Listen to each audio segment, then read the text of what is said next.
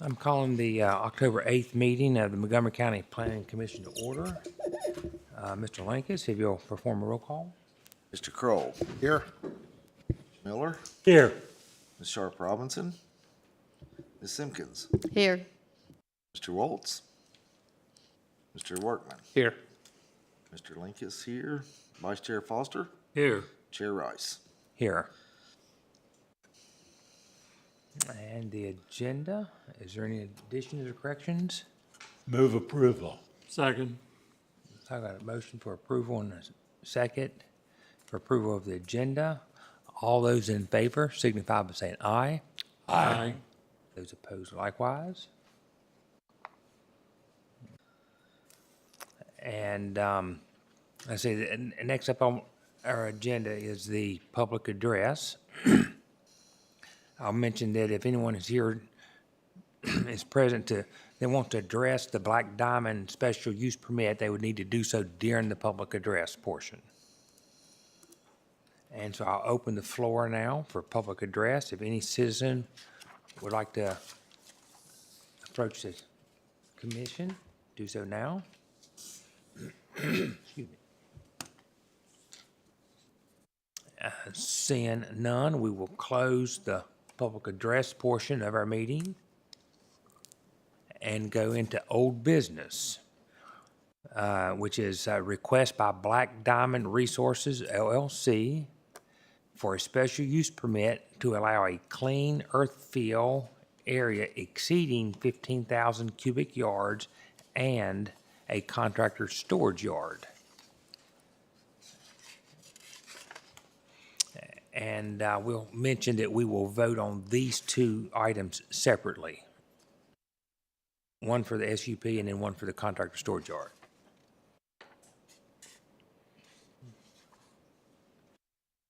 And Mr. Sanders, if you'll provide an overview for us, please, sir.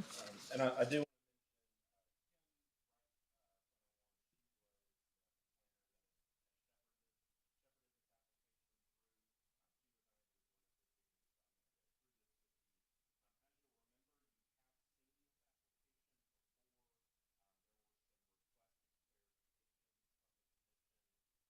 Last meeting, and the applicant and their agent have worked through those changes, and I'll go through those as we go through the presentation. But just to refresh everyone, here are your vicinity maps. The property is located just outside the town limits of the town of Christiansburg, at the end of Village Lane. There's a zoom in of the property there. Again, you can see the town boundary outlined there in blue. Here's an aerial map of the property. We are talking about one large parcel. You can see there the light brown area of the existing fill operation that was ongoing prior to purchase by Black Diamond. Also point out there is a pond feature there just north of the parcel ID number. And then I will also point out there's a small trapezoidal area there. You can see the access road leading up to that. That is the location of an existing manufactured dwelling on a separate parcel. Here's your zoning map. The property is zoned A1 agricultural. There to the north, you can see there's some PUD res, and then everything you see in white there is within the town of Christiansburg. We do have a town zoning map for you. You can see the areas there that are in the darker blue. That is going to be R3 residential, which is multifamily in the town of Christiansburg. And then you can see, obviously, 460 going by the property there. So just a summary of the request. The applicant has requested 2 separate special use permits. That's the reason for 2 separate votes this evening. The first special use permit request is to allow a rubble landfill for the disposal of approximately 2 million cubic yards of inert debris, and a request for a contractor storage yard. The total parcel size on the property is 65.727 acres, and it's approximately a half-mile north of Roanoke Street. The network to get to the site, you would actually go through town of Christiansburg roads, as I've mentioned, to get there. The property is bounded by 460, the Norfolk Southern Railroad, and the town of Christiansburg's jurisdictional line. This site was previously used as a rubble landfill, but that was done under mass grading and agricultural operations by the previous owner. So that was a by right use in the A1 zone. It did not require the special use permit. Again, because they're going over that initial agricultural operation, that is what triggered the need for a special use permit to be approved. As I mentioned, that was under the auspices of the previous owner. Black Diamond purchased the property in April of 2023. So again, to summarize the request, the proposed site is to support the owner's contracting business needs and is open to other contractors by appointment only. The proposed hours of operation are 7 to 5 p.m. Monday through Friday with limited hours on Saturday. They are planning to conduct fill operations in 2 different phases. Phase 1 would be a 6.88 acre site. Phase 2 would be a 34.65 acre site. And I do want to note that they are proposing to leave 19.63 acres in conserved open space. Our definition in the zoning ordinance for a rubble landfill is the disposal of more than 15,000 cubic yards of inert waste. And as we've discussed with you on a couple of these applications, inert waste is basically defined as anything that is not going to further degrade when it is in the ground. So that's going to be brick, concrete block, uncontaminated materials, or other soils. As we have mentioned on several occasions, there are multiple construction sites throughout the county, and if those materials are not placed in rubble landfill, those are going into the regional landfill, which we ideally would like to keep available for other waste that is being generated in the region. So here's your concept plan. The area there in yellow you can see is the existing area that has being filled there toward the right of the page. The area in blue is the limits of disturbance for phase 1. Everything there shaded in yellow adjacent to the existing fill area is considered phase 2. I'll go ahead and point out, even though we're talking first about the rubble landfill, you can see the proposed locations of the contractor storage yard. In the bottom right of the page, there's also a potential future building located there on the phase 1 area. We had several conversations with the applicant and with the agent. We wanted them to go ahead and propose what full build out of the site might look like. That way you all can have all of that information when you make your decision. That would also ensure that the applicant would not have to come back for an additional special use permit or to amend their condition. If that future expansion does happen. The areas there denoted in green are the areas that would be in conserved open space. And I'll note again, there in the middle of the page, that white area in that field of green, that's the location of that existing manufactured home. So these are some site images. Those of you that were with us on the site visit several months ago, we were able to go into the site using this access road. This is at the end of Village Lane. And the access to the existing fill site. This entrance would remain for the proposed fill operations. You can see there in the second image, it is gated. That gate would be closed and locked when the site was not being actively used to prevent any trespass. And then this is at the terminus of Village Lane, looking in the other direction. This is the access road down to the existing residential manufactured home and used by 2 apartment units that are located in the county. This would also be the access for phase 1 on the proposed concept plan. This is the cul-de-sac at the end of Simpson Road. This is in the development that's owned by Community Housing Partners. You can see there's a natural vegetative buffer there separating it from the site. But again, the property line does touch that cul-de-sac, so we wanted to show you that perspective as well. The image on the right is at the end of Rainbow Street in the town of Christiansburg. You can see there's the concrete barriers that are there to prevent vehicular entry to the site.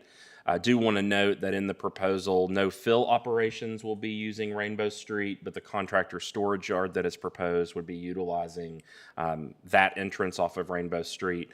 But one of the stipulations that we've talked about was that no commercial traffic will be going in and out of that exit. So we won't have those large trucks like you'll see on Village Lane. Some aerial imagery for you using the drone. You can see the existing operation there with the dirt that you see moved there. That in and around that area is where phase 2 would be. And then again, you can see that existing pond that's on the site. And this is the drone image showing all those property boundaries. You can see Norfolk Southern Railroad up to the north of the page there. And you can see the access road to get back into the site. And then you can see 460 on the other boundary there. So again, the site's fairly well wooded already. And again, you can see that buffer that exists around that existing manufactured home. Again, some more drone images just showing you the lay of the site. The image on the right, you can see this is the amount of dust that staff observed being generated from the site. Again, there's a substantial drop-off there with those operations. That was on June 3rd, and I will note that was after several rainy weeks that we observed that.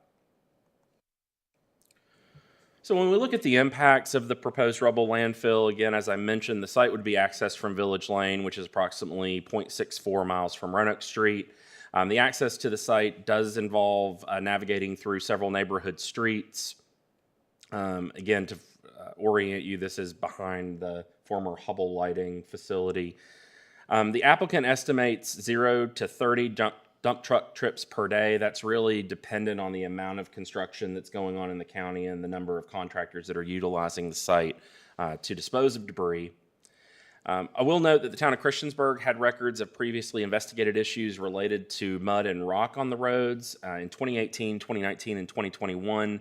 However, Black Diamond acquired the property in 2023 and they've not had any complaints at the town since that ownership transfer. The site is anticipated to be operational for approximately 40 years. Of course, that is also variant and dependent upon the amount of debris that is deposited on the site. The access route for truck traffic passes through business, industrial, and multifamily zoned areas. The Virginia Department of Transportation evaluated this application upon its original acceptance, and then with the changes that were made and resubmitted, we did get this back to VDOT to see if any of those changes prompted a different review from them, and I'll note that they took no exception to the request. In evaluating the environmental impacts, the site is not located in a FEMA-designated flood zone. Stormwater management will use an on-site detention facility.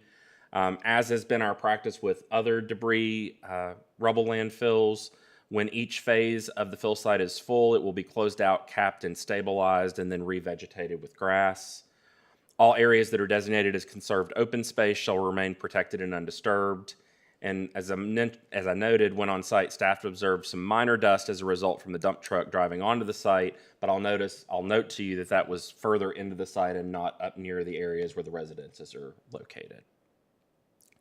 And as we generally like to remind you, the approval of a special use permit is the first step in regulation of a site like this.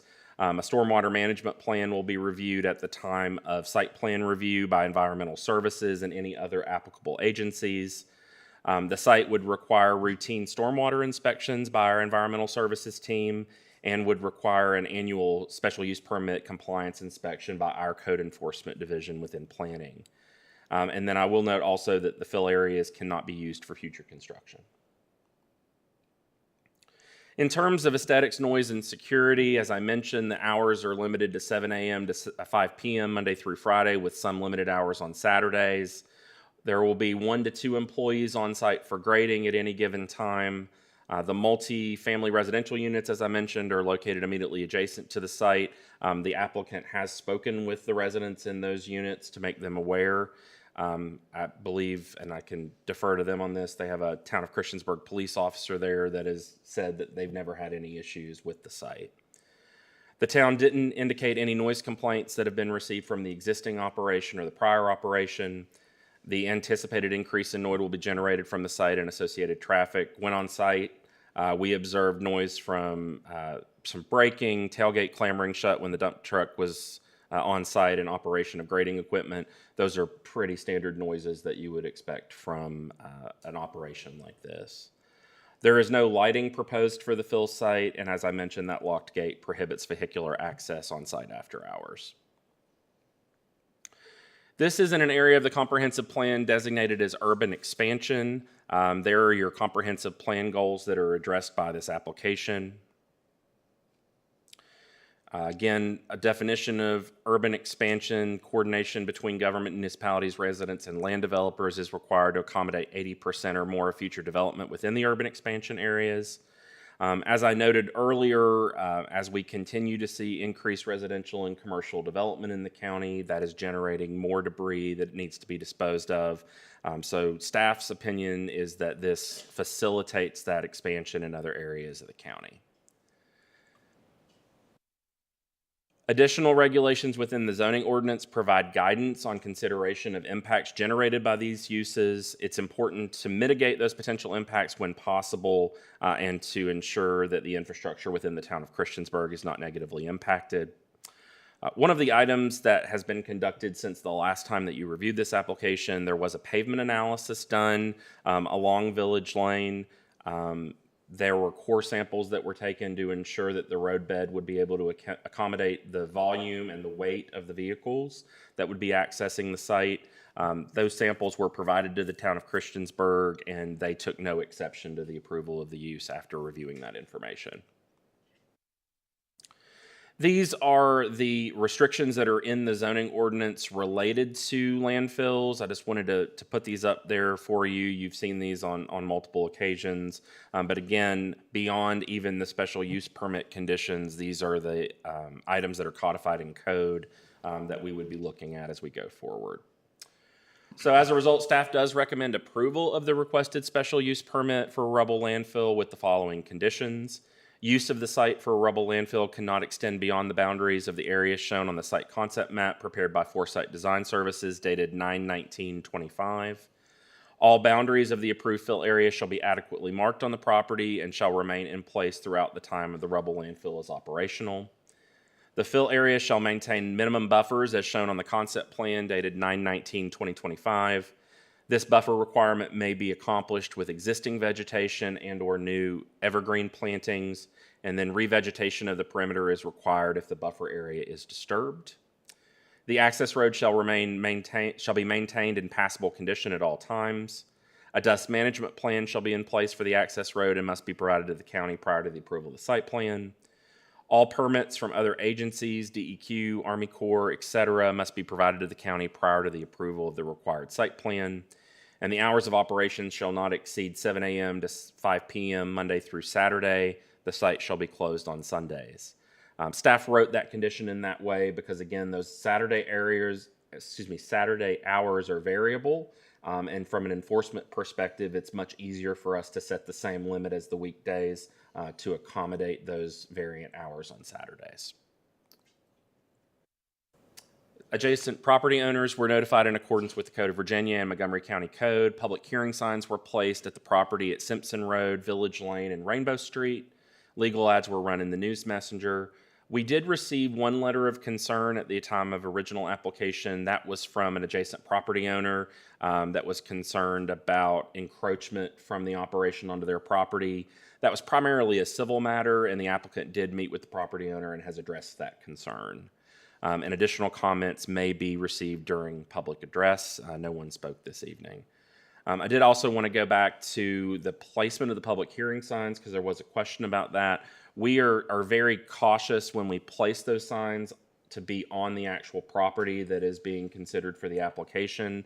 The challenge that we face in placing those further down a road, as an example, is that then we're in either VDOT or Town of Christiansburg right-of-way.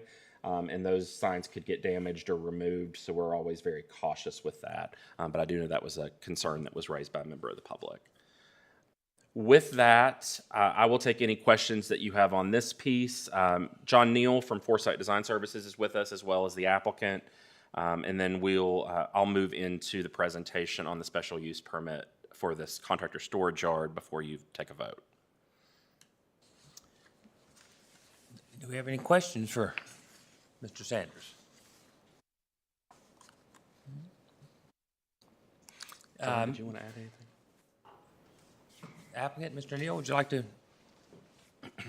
make some comments? I'm happy to wait until the end. I know you're taking them separately, but it is all kind of one package. The biggest thing that I'll point out, I appreciate Justin's presentation, don't really have anything to add, is no complaints since 2021. and Black Diamond acquired the property in 2023. They've been operating there for the last 3 years, or 2.5, I guess. And there's been no complaints, and they've been a good neighbor.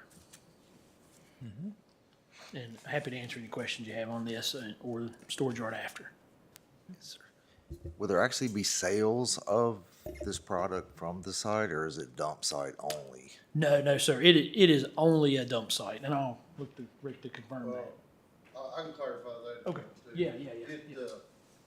So what we do is, we do have opportunities to recycle material, good fill that we'll stockpile if projects need it, primarily topsoil. If we receive topsoil from other ones, we'll stockpile it, resell it. So it does come in and go out from time to time. We have looked at recycling the concrete products for resale as aggregate, but we just can't make the investment count. But yes, it does come in and go out as needed, so.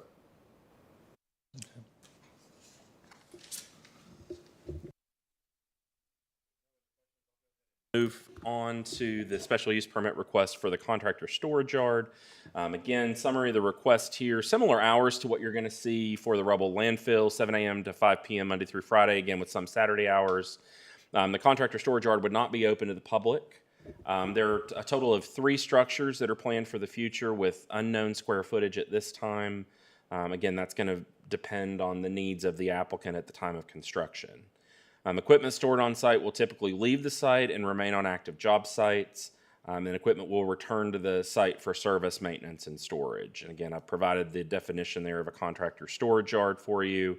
Again, there is a possibility of some outdoor storage of equipment and materials on that use. Again, to reiterate the location, so the 2 proposed buildings there on the bottom right corner, those would be the areas that are accessed by Rainbow Street. And then you can see the proposal of that 3rd building in phase 1 area there. I do want to note that there was a question about the number of parking spaces that were denoted on the concept plan. That was for illustrative purposes only by the applicant. They will have to work with us at site plan review to determine the number of required parking spaces per the zoning ordinance. And just another zoom in there for you showing that 1 building there on phase 1. I want to note also the proposed buffer that they're adding there. Again, some of that's going to be existing vegetation, but others, it might be new vegetation as well there to help with that buffer along the manufactured home property line. And then the buffer that's proposed for both the contractor storage yard and the rubble landfill there on the bottom left of the page. This is the buildings that would be accessed from Rainbow Street. Again, the proposed building maximum square footage has been denoted there. Again, that could go a little bit smaller depending on their needs. But again, you can see the buffer yards that are proposed there. Again, that would be existing vegetation or added vegetation to provide that adequate buffer. Again, these images, same as prior in the previous application, terminus of Village Lane with a gated access. Rainbow Street vehicular entry. I wanted to show you the image on the right there. That is a quadplex that is next door. And again, you can see that existing vegetation that's there that would be supplemented to meet the buffer yard requirement. The graveled area that you see here in the image is the proposed location for the contractor storage yard there off of Rainbow Street. Impacts regarding traffic, again, would be accessed from Rainbow Street, and again, there is that navigability through the town-owned streets. The town emphasized that the use of Rainbow Street should not be utilized by those construction vehicles, and again, we've discussed that with the applicant and have received assurances. The applicant estimates 0 to 10 trips per day to that contractor's storage yard. And again, the prior complaints that Mr. Neal noted, none have been received since 2021. VDOT also took no exception to the special use permit request for this contractor storage yard. Public water and sewer is existing within the right-of-way of Village Lane. Any proposed utilities for the contractor service yard buildings would be connected to those existing lines. Again, the area is not located in a FEMA-designated flood zone. Stormwater management would be taken care of via an on-site detention facility. and would be thoroughly reviewed during the site plan process. And again, all areas denoted as open space will remain protected and undisturbed. And along with all other inspections that'll be done on the site, this one would also receive a special use permit compliance inspection yearly from code enforcement. Hours would be limited to 7 a.m. to 5 p.m. Monday through Friday with the occasional Saturday. Multifamily residential units are immediately located adjacent to the site. The town did not indicate any noise complaints from the existing operation. A buffer yard would be required to be installed to mitigate any noise impacts anticipated coming from running equipment. The site will utilize safety and security lighting, but that has to meet all standards in the zoning ordinance. And again, that locked gate prohibits vehicular access after hours. Similar justification in the comprehensive plan related to location within urban expansion, entrepreneurial economy, and then the future land use, again, supporting that development that's occurring in other portions of the county. In our analysis, the proposed use would provide a viable use for an existing vacant lot and supports construction activities. It would have limited impacts on surrounding properties and place no substantive burden on existing infrastructure. Whether they use a fence or evergreen landscaping to achieve the buffer yard, that would be required for adjacent properties. So as a result, staff does recommend approval of this special use permit with the following conditions. The contractor storage yard shall be developed in general conformance with the submitted concept sketch dated 9/19/2025. Again, we use the phrase general conformance to give some flexibility on that square footage of buildings. If a building needs to shift when they start doing earthwork on the site, et cetera, it allows us some flexibility to work with the applicant. A site plan addressing zoning conformance with landscaping, screening, parking, and other requirements shall be approved prior to the issuance of any county permits. Hours of operation shall not exceed 7 a.m. to 5 p.m. Monday through Saturday, with the site closed on Sundays. Again, just to give some flexibility on those Saturday hours for enforcement purposes. Any exterior lighting installed on the property shall be designed to prevent glare onto adjacent properties and comply with dark sky friendly standards. The contractor storage yard shall not be open to the public and shall create no exterior impacts, including noise, vibration, glare, odors, or electrical interference. Equipment and vehicles stored on the property shall be in good working condition at all times, and any outdoor storage shall be screened from view of adjacent properties with opaque fencing or evergreen trees. Similar to our last application, we did do our advertising according to code for both the county and the state. Public hearing signs were placed on the property, legal ads run in the news messenger. Staff has received no concerns regarding this use, and additional comments may have been received this evening, but we have had none. So with that, I will take any questions. And again, Mr. Neal's here and the applicant are here to answer any questions about this request. Any questions for Mr. Zhang? Yeah, Mr. Chair, I do have a number of questions for both of the applications. I guess can you go back to the concept plan? Yes.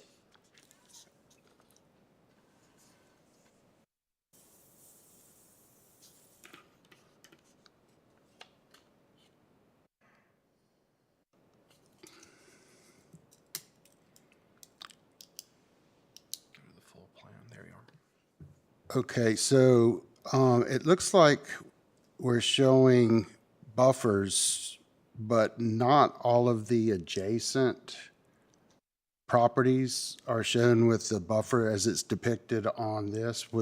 Are there reasons that there's gaps along that southern boundary? Yes. So Okay. we met with the applicant and determined that due to the topography, a buffer would really be ineffective there just due to the topography of the site. We did not want to put a burden on the applicant to install trees that Okay. would really not achieve the All right, I needed. just wanted to make sure that that was something that was discussed. I also have a number of technical questions regarding the pavement analysis that I'm sure Mr. Neal's going to appreciate, but I'll get to that in just a moment.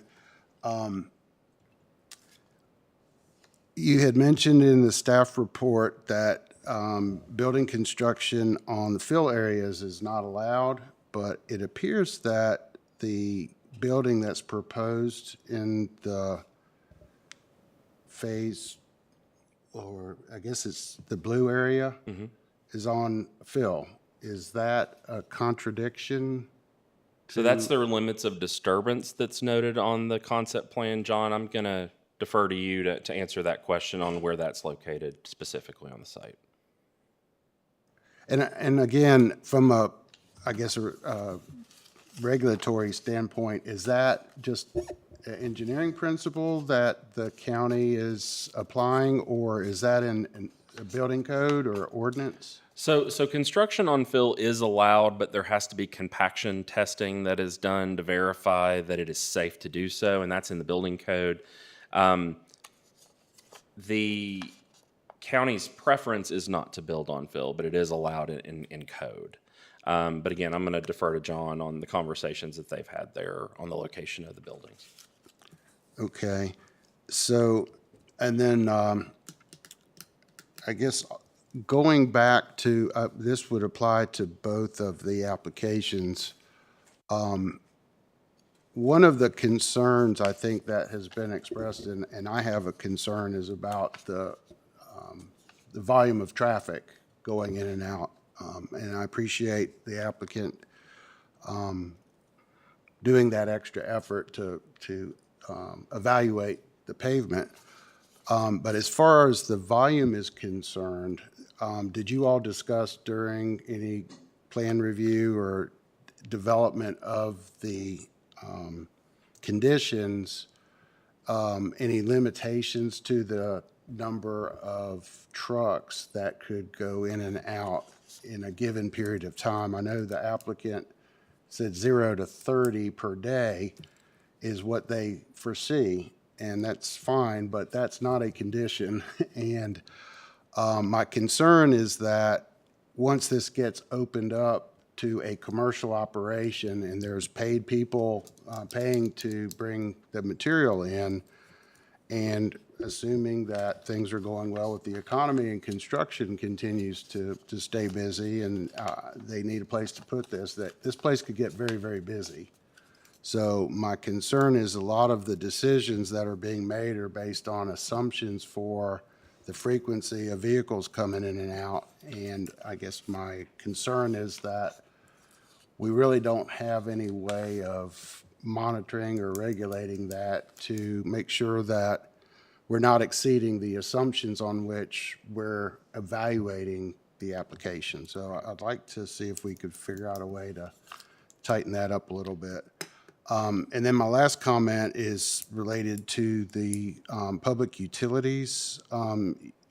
So you said that there were public utilities on Village Lane, but not on Rainbow, is that correct? There are public utilities on Rainbow. The applicant specified that they would be tying into the Village Lane line Okay. if utilities were to be provided. Okay, all right, so I'll just stop there for now and see where things go. And to the point about the volume of traffic, we generally will discuss that with the applicant. Some of that is dependent on their business model, their capacity to be able to manage that on a day-to-day basis. But you spoke to this in your question, that it's very difficult for us to monitor the number of in real time. Let me phrase it that way. In real time, it's very difficult for us to monitor and enforce a condition that would set a limitation on the number of trucks. But I will defer to the applicant and Mr. Neal on how they came to the numbers that they did, and maybe can explain that a bit better for you. I will say from a staff perspective, we would be hesitant on any condition that would set a maximum number, just because we cannot guarantee that we could adequately enforce that condition.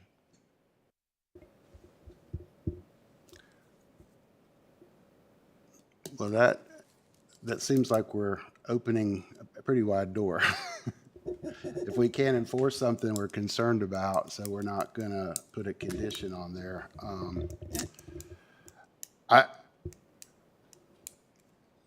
We can't enforce something that we don't have a condition on either. So I think that in some cases might not be the sole reason not to include something just because it can't be enforced. I mean, ideally, and I have all the respect in the world for the applicant, I imagine that they're going to knowingly violate a condition if it's in their permit, as long as it's reasonable and agreed upon up front. So even though we can't enforce it, And I may have missed, I don't want to say that we can't enforce it. It would be challenging for staff to enforce. It is the pleasure of this body to put any condition on a special use permit, and then the Board of Supervisors could take action on that. And So we will can- figure out a way to enforce the condition. well, I would like to at least keep that issue on the table for consideration, because I think right now it's basically open-ended as far as the number of vehicles that can go in and out. And I think in general, just looking at the math, it's probably going to be self-limiting to, the amount of material that can go in there during a given day. And looking at the numbers that were presented from the data for the vehicle trips that were accounted for in the pavement analysis, there's some days where there's quite a few vehicles coming in. So I think that kind of already sets somewhat of an upper limit. So I think that would be worthwhile to look at.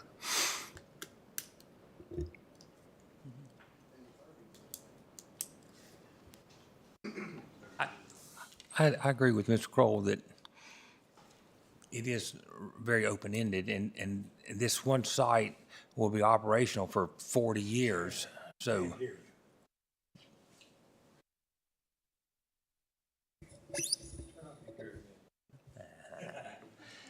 I was saying that this site could be operational for 40 years, and while 30 trips today may be all that they anticipate, 10 years from now, business models can change and demand and so forth. So I kind of feel like we ought to have some type of built-in restriction. And that 30 trips per day, that it's not specified over what period of time. Is that an average per month or average over the whole year?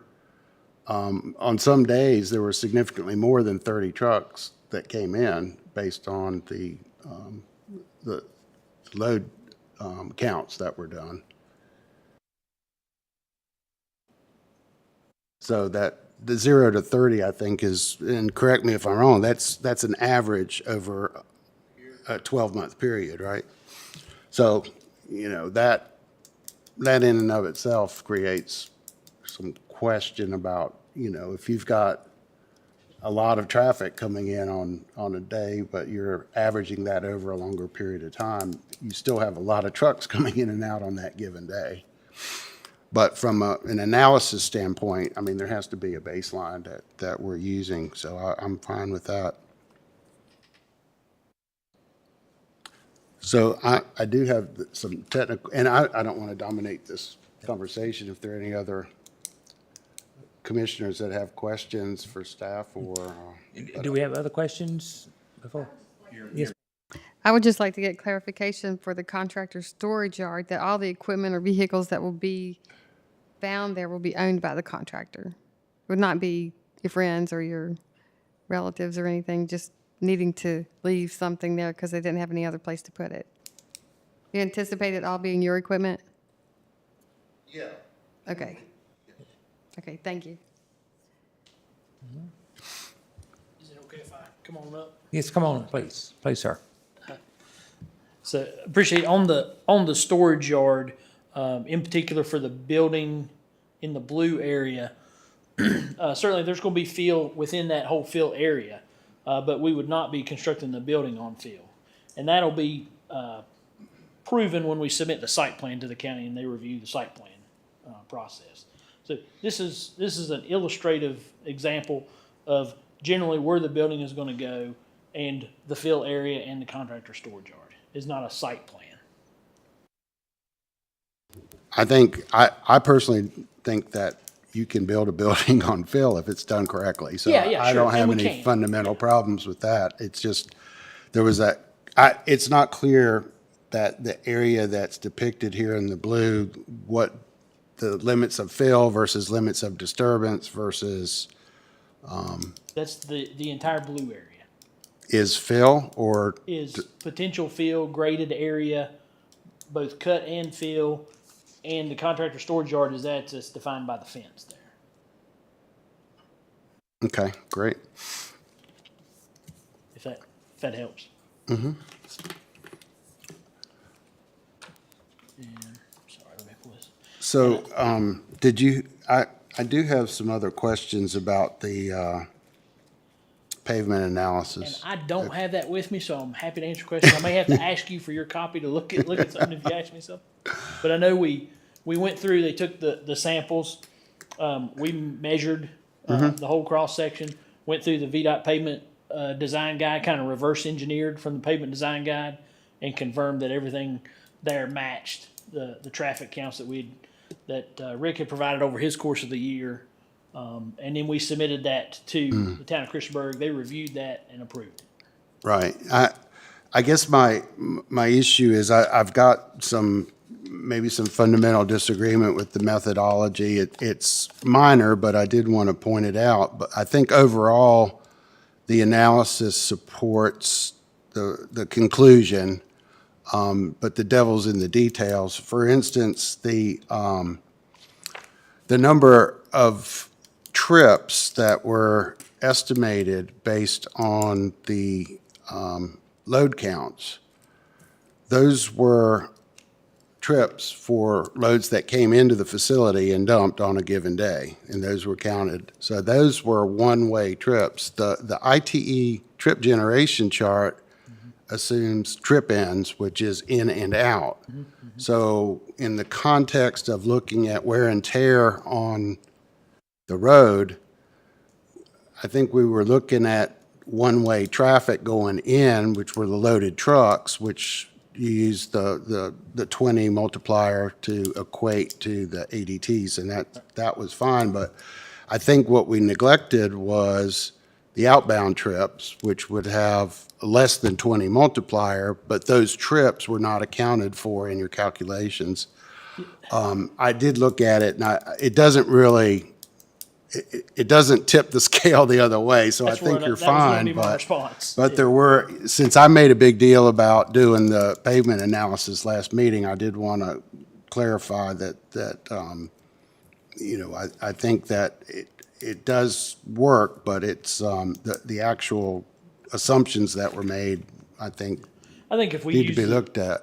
we could even, I'm going off my memory now, so I think even if we use the 20 multiplier on the out by trips, we're still well below the payment design threshold. So I'm happy to change it. It's not a big Well, deal. no, I don't, well, We felt like we did the it. actual report that was included in the packet looked like it was still in draft form. Has it been finalized? We had submitted it to the town, and so I sent it to you all. So we had it in draft because we'd sent it to the town. They come back and said, hey, everything's good, so it would have been finalized. That would be the final. Okay, so, because Yeah. okay, but there's since been a final version that's signed and sealed and sent to, We received from the town of Christiansburg communication that they had nothing else, so no revision was submitted after that. That was the reason it was draft, is to submit to them. They come back, it's approved, so that is the final, so to speak. okay.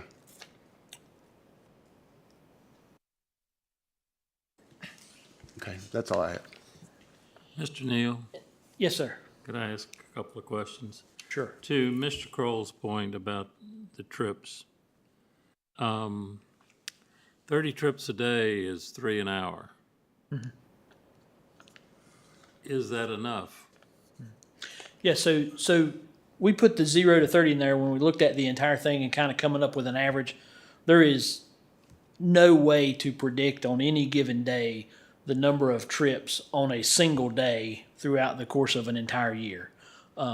It's certainly there, and I think we submitted to you all. Rick had kept his load counts for the entire, I think almost a year or right at a year or whatever. I think there's probably a day on there. There's probably 130 trips. But over the course of the year, the kind of the average we're looking at, 30, something like that. There's no way. I don't think there's no way to, or I don't think we should set a specific limitation on the number of trips that's on the site because if you say that's any given day, then you could do 100. Let's say you set it at 100. Then you could do 100 trips a day for 360, or well, whatever the Monday through Saturday day is, and that would be way worse than if we did 140 trips on one day a month and 20 every other day of the month. So I don't think the logic follows in my mind, but obviously that's my opinion. Okay. I think I've got it. Second question. Sure. Could there come a time when there might be a need for a caretaker to live on the property? I don't think so. No, sir. No. And I do want to clarify one of the things. Rainbow Street will only be pedestrian vehicles. We showed the parking there for the contractor storage yard. That would be for Rick's employees coming in, parking at the shop, going into the shop and either working in the shop or getting a piece of equipment or a truck or whatever and leaving. And they would not leave via Rainbow Street. They would leave through Village. Just to clarify that if there was any question. So it will only be pedestrian scale. Now, some of these guys I'm sure have a 3,500 diesel whatever truck, but not a contractor piece of equipment or dumping truck or anything like that going on Rainbow. Thank you.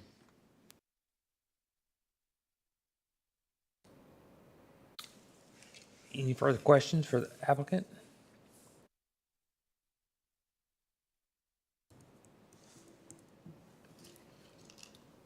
Thank you. Thank you, Mr. Neal.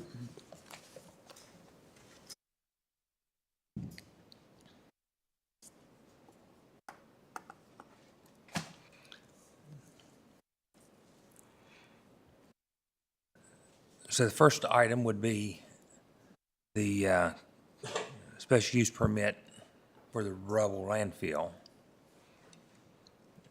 And then we'll bring up the contractor storage yard separate.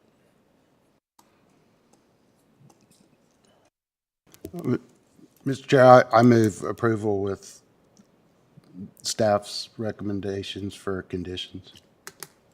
Second. We have a motion for approval and a second with the conditions as presented. Any further discussion? Mr. Chair, I question where we are down the road with the applicant has stated that the landfill would likely recycle topsoil. Understand that. We approved a landfill in the Walton Road area a couple of years ago. And that's largely become a recycling of material, ground concrete, millings from asphalt and other things. I just wonder down the road what flexibility, if any, the applicant has if that changes direction. And I certainly heartily endorse the reuse of materials where we can. But have we provided for that, and what would be necessary for the applicant to, if you will, change directions? And I would say, Mr. Miller, that as that would be accessory to the use as a rubble landfill, it would be permitted as accessory without any alteration of the special use permit. Would that Thanks. require building something, though, on the land that's not buildable? And that would be what would potentially trigger it to come back to you if additional facilities were added to the plan. That would have to come back as an amendment to the concept plan because of the way the condition is worded. Okay.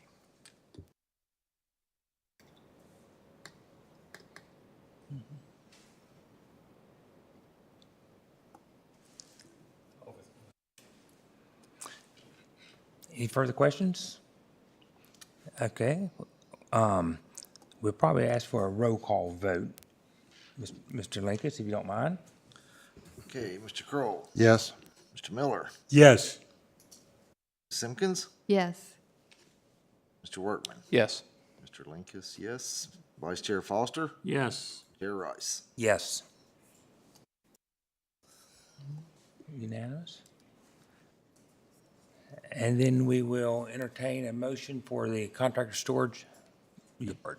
Mr. Chairman, so moved. Staff recommendation with conditions. Second. Okay, we have a motion and second. Any further discussion? Contractor storage yard? Mr. Linkus, if you don't, Okay, Mr. Kroll, Yes. Mr. Miller, Yes. Simpkins, Yes. Mr. Workman. Yes. Linkus, yes. Vice Chair Foster, Yes. Chair Rice. yes. Both motions pass.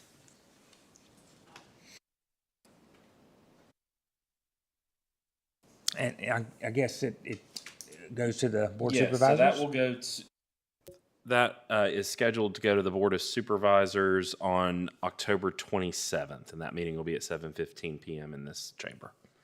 Thank you. Let's see, the next item, new business, and we don't have any items of new business listed. So we'll go into liaison reports.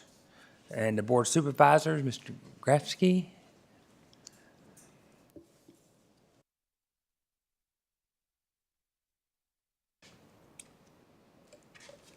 Hi, good evening, commissioners.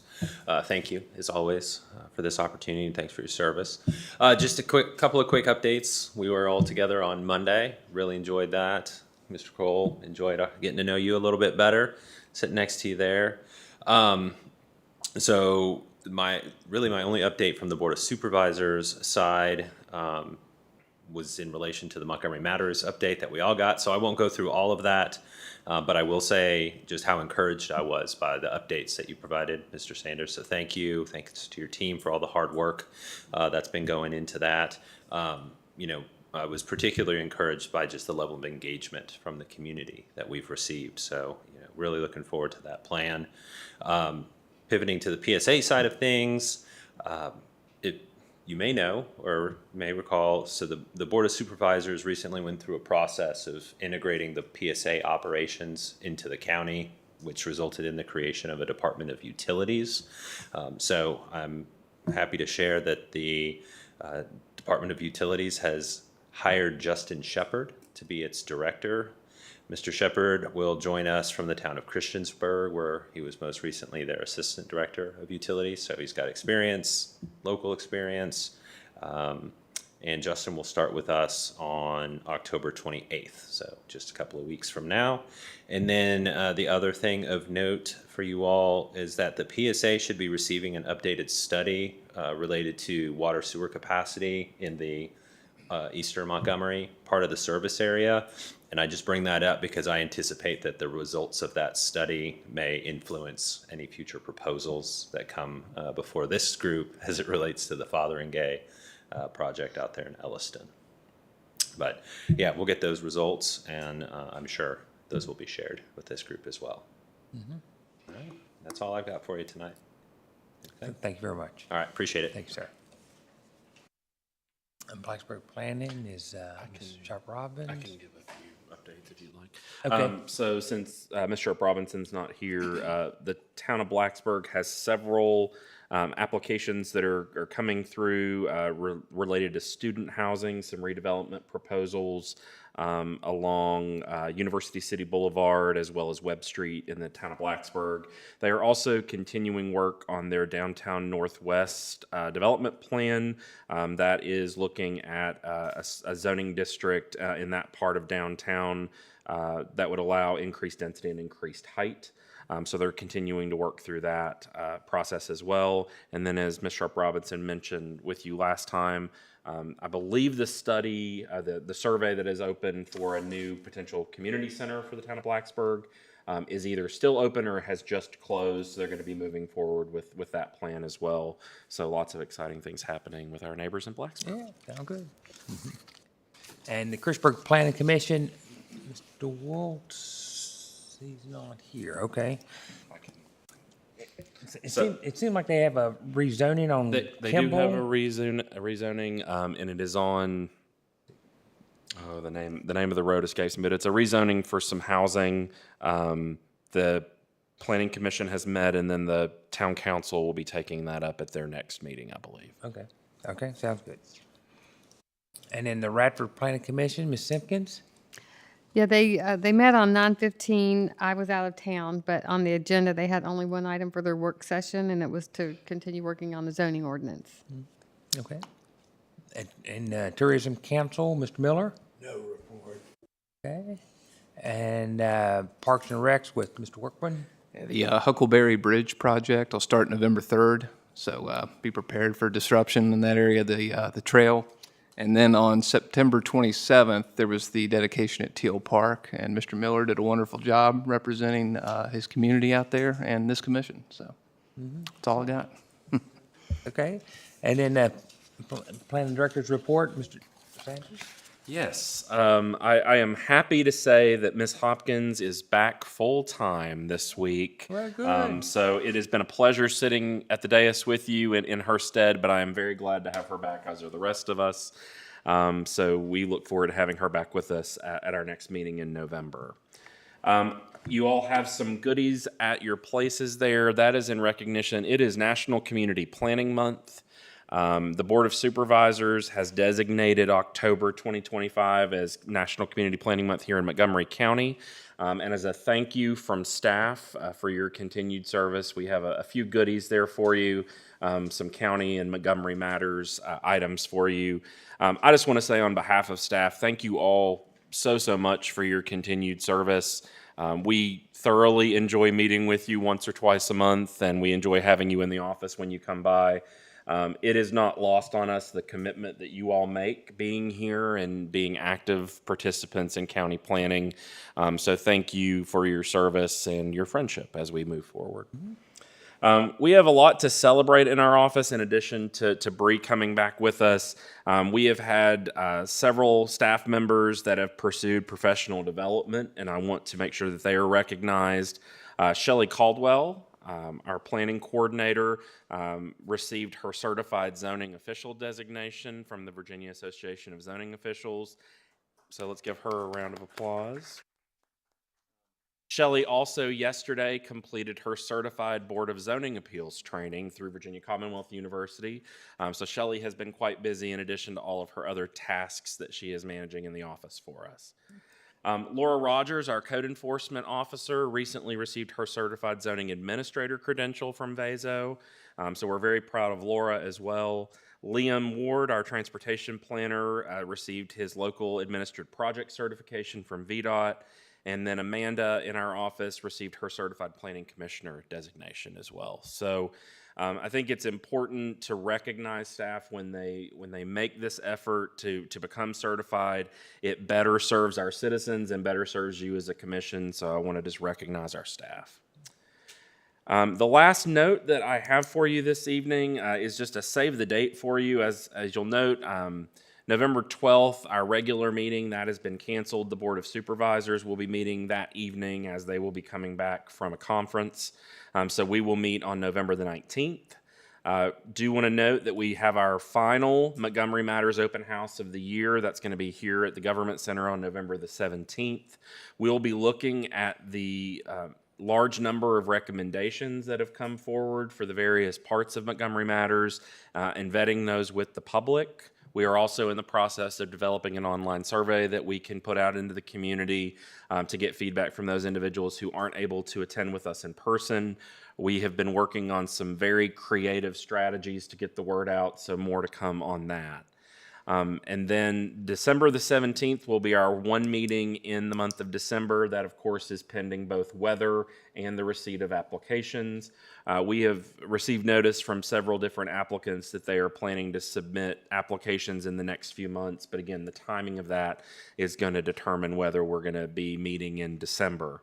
And the last calendar note that I will give you in my role as the Vice President of Chapter Affairs for APA Virginia, we will be hosting our 2026 conference in the city of Danville in July of next year.